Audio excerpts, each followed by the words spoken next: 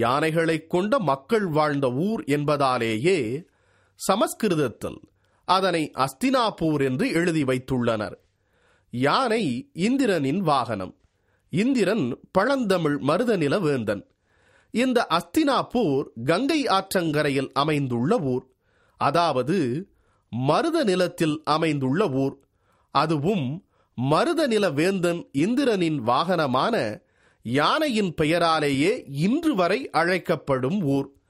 ஏற்கனவே இன்றைய உத்தரப்பிரதேசத்தில் மல்லர்கள் வாழ்ந்து வருவதையும் அவர்கள் பழங்காலத்தில் அம்மண்ணை ஆண்ட அரச பரம்பரையைச் சேர்ந்தவர்கள் என்பதையும் நாம் ஆதாரத்துடன் நிரூபித்துள்ளோம். ஆதினித்தநல்லூரில் உள்ள பாண்டுராசக் கோயிலை போன்ற ஒரு கோயில் அஸ்தினாபுரத்திலும் உள்ளது. அக்கோயிலின் பெயர் பாண்டேஸ்வரர் கோயில். இச்செய்திகள் மூலம் பிற்காலத்தில் ஆரியர்களால் தங்களது மொழியான சமஸ்கிருதத்திற்கு திருடிக் கொள்ளப்பட்டு இன்று அது தங்களுடைய வரலாறு போன்று திரித்து கூறப்பட்டு வரும் மகாபாரத கதை ஒரு உண்மை வரலாற்று நிகழ்வுதான் என்பதும், அதுவும் மருதநில மல்லர்களின் நாகரீகம்தான் என்பதும் நமக்கு விளங்குகிறது. ரஷ்ய அறிஞர் அலெக்சாண்டர் கூறுவது போல், ஆரியர்கள் தமிழ் மருதநில நாகரீகத்தையும் அதன் தலைவனான இந்திரனையும் திருடி தனதாக்கிக் கொள்வதில் கொஞ்சம் கூட வெட்கப்படவில்லை என்பதையே இவ்வரலாறுகள் நமக்கு சுட்டி காட்டுகின்றது. சிந்து சமவெளி நாகரீகமே தமிழர் நாகரீகம்தான் என்பதையும், மருதநில வேந்தன் இந்திரனின் வழிவந்த மல்லர்களே சிந்து சமவெளி பகுதியை வளப்படுத்தியவர்கள் என்பதையும் பல்வேறு வரலாற்று அறிஞர்கள் ஒப்புக்கொண்டுள்ளனர். இங்கிலாந்து நாட்டைச் சேர்ந்த உலக புகழ்பெற்ற தொல்லியல் அறிஞர் சர் ஜான் மார்ஷல் தன் மொஹஞ்சதாரோவும் சிந்து சமவெளி நாகரீகமும் என்ற நூலில், சிந்து சமவெளி நாகரீகம் என்பது சிவனை வழிபடும் தமிழர் பெருங்குடி மக்களின் உழவு தொழிலாளர்களின் ஆற்றங்கரை பண்பாடு என்று எழுதியுள்ளார். அதாவது மருதநில மல்லர்கள் தங்களது இரத்தத்தினாலும் வியர்வையினாலும் உருவாக்கியதே உலகமே வியக்கும் ஹரப்பா, மொஹஞ்சதாரோ போன்ற பெரும் நகரங்களும் அவற்றின் செல்வமும் செழிப்பும் என்று அறிஞர் ஜான் மார்ஷல் தீர்க்கமாக எழுதியுள்ளார்.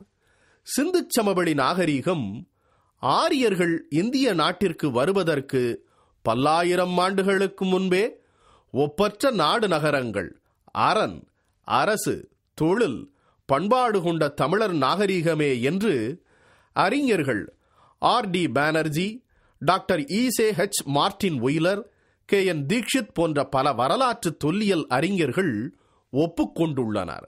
மேற்கு வங்கத்தைச் சேர்ந்த தொல்லியல் அறிஞர் ஆர்.டி. பானர்ஜி 1927 வெளிவந்த மாடர்ன் ரிவ்யூ என்ற திங்கள் இதழில் அண்மையில் சிந்து சமவெளியிலும் பலுசிஸ்தானிலும் நடைபெற்ற கண்டுபிடிப்புகள் இந்தியாவின் தென்கோடியில் உள்ள திருநெல்வேலி மாவட்டம் ஆதினித்தநல்லூரில் இருந்து அருந்து போகாத சங்கிலித் தொடர் போல் தமிழர்களின் ஒரே பண்பாடாக உள்ளது என்று தெளிவாக எழுதியுள்ளார். இதற்கு சான்றாக அவர் ஆதினித்தநல்லூரிலும் சிந்து சமவெளியிலும் கிடைக்கும் முதுமக்கள் தாழிகள் ஒன்றுபோல் இருப்பதை சான்றுகளுடன் அக்கட்டுரையில் விளக்கியுள்ளார். இந்த பல்லர் சமுதாயத்தை பத்தி இந்த ஆதிச்சநல்லூர்ல பக்கத்துல ஒரு ஊர்ல வந்து ஒரு ஒரு செவி வழி கதையா ஒரு கதை சொல்லுவாங்க. ஆனா அது உண்மையான கதையா கூட இருக்கலாம். ஏன்னு கேட்டீங்கன்னா, குழலி கொண்ட அம்மன் அப்படின்னு சொல்லி ஒரு கோயில் இருக்கு. அந்த கோயிலோட கதையே குதிரை வீரன் சம்பந்தப்பட்ட கதையா இருக்கும். இந்த குதிரை வீரன் யார் அப்படின்னு சொன்னா, அரபு நாட்டில இருந்து வர்ற அந்த குதிரைகளை கூட பழக்குவதற்கு வந்து நம்ம பகுதியில அதிகமான ஆட்கள் கிடையாது. அவங்களுக்கு பழக்கக்கூடியது யார் அப்படின்னு சொன்னா அந்த குதிரை வீரன். அந்த குதிரை வீரன் வந்து ஒரு 18 தலைமுறைக்கு முன்னால வாழ்ந்தோட குதிரை வீரனோட குடிமக்கள் வந்து இப்போ பக்கத்துல கால்வாய் அப்படிங்கிற கிராமத்துல வாழ்ந்து கிடக்குறாங்க. அவங்களும் பயிர் தொழில் செய்யறவங்க, இதே அந்த பல்லர் இனத்தை சேர்ந்தவங்க தான். அதே மாதிரி இன்னொரு சொல்ல போனா, இங்க வந்து பாண்டியராஜா கோயில் அப்படின்னு பாண்டியர்களோட வரலாறு நம்ம பேசணும்னு சொன்னா கிட்டத்தட்ட அது வந்து ஒரு குறைஞ்ச காலகட்டத்திலே இருக்குது.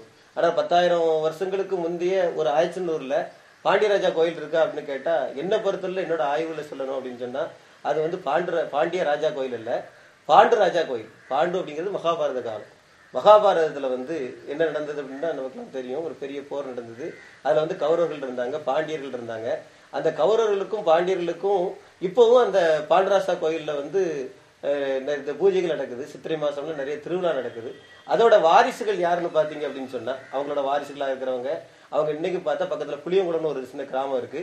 அந்த கிராமத்துல வாழ்றவங்களோட பேரை போய் பார்த்தா ரொம்ப சிரிப்பாங்க. சகாதேவன் சொல்லுவாங்க, அதே மாதிரி அச்சுனன் அப்படின்னு சொல்லுவாங்க. திரௌபதி அப்படிங்கிற பேர் வைக்கிறதுலாம் யாருன்னு பார்த்தா அந்த ஊருக்காரங்க தான் வச்சிருப்பாங்க. அப்ப இவங்க எல்லாம் பாண்டியர்களுக்கு முன்னால் இங்கே வாழ்ந்த, அது சொல்லப்போனா மூத்த குடிமக்கள் அப்படின்னு சொல்லலாம். அதாவது நம்ம மகாபாரத காலத்திலே இருந்து அவங்கள வாரிசா இன்னைக்கும் அந்த இடத்துல சொன்ன அந்த 18 நாள் போர் அப்படின்னு சொல்லுவாங்க. அந்த போர் நடக்கிற காட்சிகள்லாம் நடக்கிறத நாங்க கூட என்னோட கண் கூட பார்த்துக்கிட்டு இருக்கிறோம். அதே மாதிரி முதல்ல சுகாதாரங்களை கண்டுபிடிச்சதும் அந்த ஆதிச்சநல்லூர் வாழ்வாக்கள் தான். அந்த காலத்துல வந்து அந்த ஆதி குடும்பன், அப்படி ஆதிநித்தன் குடும்பன், அவனார் தான் ஆதிநித்தன், ஆதி பிளஸ் நித்தன் பிளஸ் குடும்பன் அப்படின்னு சொல்லுவோம். அந்த ஆதிநித்தனோட நல்லூர், அதுதான் நம்ம அருவி இன்னைக்கு வந்து ஆதிச்சநல்லூர் ஆயிட்டு அப்படின்னு சொல்றாங்க. அந்த ஆதிநித்தன் குடும்பன் வாழ்ந்த இடம் ஒரு கோட்டை, ஒரு பெரிய கோட்டை இடம் இருந்திருக்கு. அந்த கோட்டையில நிறைய அவங்க மிருகங்கள் வச்சிருக்காங்க, அதாவது மாடுகள் வச்சிருக்காங்க. அந்த மாடுகளுக்கு உரிய பயிர் தொழில் செய்யற இடத்துல பக்கத்துல பெரிய பயிர் தொழில் இருக்குது. அந்த மாடுகளுக்கு வர்ற சாணம், அப்புறம் சிறுநீர், அது வந்து ஏகப்பட்ட, அதாவது இப்ப சொல்றது பார்த்தா நிறைய லிட்டரா நிறைய கிடைக்குமா. ஆனா பக்கத்துல தாமிரபரணி ஆறு இருக்கு, அவங்க கலக்கணும் அப்படின்னா அந்த இடத்துல கூட கலந்துருக்கலாம். ஆனா அந்த நேரமும் சுகாதாரமா இருக்கணும் அப்படின்னு சொல்லி அந்த பாண்டராசா கோயிலுக்கு பின்னாலே ஒரு பெரிய கிணறு தோண்டி, அந்த கிணறுக்குள்ளே இன்னைக்கு நம்ம மழைநீர் சேகரிப்பு அப்படின்னு சுத்திகரிப்பு அப்படின்னு சொல்றோம். அந்த மாதிரி இந்த சிறுநீர்களை பூரா கொண்டு அந்த கிணற்றுக்குள்ள தான் விட்டுருக்காங்க. அந்த கிணற்றுக்குள்ள விட்டு தன்னோட சுற்றுச்சூழலையும் அவங்க காப்பாற்றிருக்கிறாங்க. அந்த அளவுக்கு நாகரிகமாகவும் அவங்க வாழ்ந்திருக்கிறாங்க, சுற்றுச்சூழலை காப்பாற்றுற வகையிலும் வாழ்ந்திருக்கிறாங்க. அதே மாதிரி பயிர் தொழில் செய்யறதுலயும் அவங்க வந்து ரொம்ப அன்னைக்கே நவீனமா இருந்திருக்காங்க 10,000 வருஷத்துக்கு முன்னாலே. அதனாலதான் இரும்பு ஊழிகளை முதல்ல கண்டுபிடிச்சதும் காரணமா இருந்திருக்கிறாங்க. தங்கத்தை உருக்கிறதும் அவங்களுக்கு தெரிஞ்சிருக்கு. அதனாலதான் இன்னைக்கும் அந்த முதுமக்கள் தாலிக்குள்ள சில இடங்கள்ல பார்த்தா தங்கம் இருக்குது, தங்கம் இருக்குது. அதுபோல பொன்பட்டயங்கள், இந்த பொன்பட்டயங்கள் அப்படின்னு சொல்றது வந்து, பொன்பட்டயம்ன்றதுன்னு பார்த்தா வந்து அரச குடும்பத்தை சேர்ந்தவங்க தான் பொன்பட்டையெல்லாம் வைப்பாங்க இறந்தவங்களோட நெத்தியில. இப்பவும் எங்க பகுதியில பாத்தீங்க அப்படின்னா இந்த பல்லர் இனத்தவங்களுக்கு மட்டும்தான் தேர் கட்டுறதுன்னு வழக்கம் உண்டு. அவங்க இறந்துட்டாங்க அப்படின்னு சொன்னா அவங்கள படுக்க வச்சு தூக்கிட்டு போக மாட்டாங்க. அவங்கள பெரிய தேர் கட்டி அந்த தேர்ல அவங்கள உட்கார வச்சு ஒரு ராஜா ஊர்வலம் மாதிரி கொண்டு போவாங்க. அப்ப அந்த பட்டயம் கட்டுற வழக்கம்லாம் அதுல உண்டு. அப்படிலாம் பார்க்க போனா அந்த பராம்பரியம், அந்த வாழ்க்கை முறை, அவங்களோட நெறிமுறை, இதெல்லாம் வச்சு பார்த்தா நம்ம தமிழ்ல பூர்வக்குடி மக்கள் அவங்க பல்லரா இருக்கலாம் அப்படின்ட்டு எங்க ஆராய்ச்சி மூலமா தெரிய வருது. தொல்லியல் அறிஞர் R.D. பானர்ஜி சிந்துச் சமவெளி நாகரிகமும் ஆதிச்சநல்லூர் நாகரிகமும் ஒரே சங்கிலித் தொடர் நாகரிகம் என்பதற்கும், ஆதிச்சநல்லூரில் வாழ்ந்த மருதநில மக்களே சிந்துச் சமவெளி உள்ளிட்ட நாகரிகங்களை படைத்தவர்கள் மட்டுமல்லாது அந்நாகரிகங்களை ஆண்டவர்கள் என்பதற்கும் பல சான்றுகள் இருந்தாலும் அவற்றில் முக்கியத்துவம் வாய்ந்ததும் யாரும் மறுக்க முடியாததுமான சான்றுகளில் ஒன்று அங்கு கிடைக்கும் முத்திரைகளில் பதிந்துள்ள இரட்டை மீன் சின்னங்கள். தமிழர் பண்பாட்டு வரலாறு என்ற நூலில் முனைவர் இந்திர சீனிவாசன் எனும் ஆய்வாளர் மள்ளர்களை பற்றியும், மள்ளர்களே முதுகுடி பாண்டியர்கள் மட்டுமல்லாது பின்னாட்களில் உருவான சேர சோழ பேரரசுகளையும் ஆண்ட பெருவேந்தர்கள் என்றும் பல்வேறு ஆதாரங்களுடன் எழுதியுள்ளார். மேலும் முற்கால பாண்டிய மள்ளர்களை பற்றி அவர் எழுதும்போது, பாண்டிய மள்ளர்கள் பண்டைய குமரிக்கண்டத்தை சுமார் 30,000 ஆண்டுகளுக்கு முன்பே ஆண்டதாகவும், இன்று இந்திய துணைக்கண்டமே முழுமுதற் கடவுளாக வணங்கிக் கொண்டிருக்கும் சிவன் ஒரு மள்ளர்குடியைச் சேர்ந்தவன் என்றும், சுமார் 24,000 ஆண்டுகளுக்கு முன் குமரிக்கண்டத்தின் ஒளிநாடு, பெருவளநாடு, குமரி நாடு உள்ளிட்ட அனைத்து நாடுகளையும் ஒரு குடையின் கீழ் ஆண்ட பெருவேந்தன் என்பதையும் தக்க ஆதாரங்களுடன் தனது கட்டுரையில் பதிவு செய்துள்ளார். சிவன் மருதநில மள்ளர்குடி வேந்தன் என்பதாலேயே தனது மள்ளர்களின் வேளாண்மை சிறக்க பற்றுளியாற்றை தோண்டி அப்பற்றுளியாற்றங்கரையில் தன்னால் உருவாக்கப்பட்ட தென்மதுரையை தலைமையிடமாகக் கொண்டு ஒட்டுமொத்த குமரிக்கண்டத்தையும் ஆண்டவன் என்பதாலேயே ஆண்டவன் என்று கடவுளாக இன்றும் மள்ளர்களால் கொண்டாடப்பட்டு வருகிறான் என்று தமிழர் பண்பாட்டு வரலாற்று நூலில் வரலாற்று அறிஞர் இந்திர சீனிவாசன் தீர்க்கமாக எழுதியுள்ளார். இப்படி சிறப்பாக மாமல்லன் சிவனாலும் அவன் வழிவந்த மருதநில மல்லர்களின் வேந்தர்களாலும் சுமார் 30,000 ஆண்டுகளுக்கு முன் குமரிக்கண்டத்தின் தென்மதுரையில் உருவாக்கப்பட்டு 400 ஆண்டுகளுக்கு முன் இன்றைய மதுரை மாநகரில் வந்தேரி வடுகர்களால் அழித்தொழிக்கப்பட்ட பாண்டிய மல்லர்களின் அரசு சின்னமே சிந்துச் சமவெளியில் கிடைத்திருக்கும் இரட்டை மீன் சின்னம்.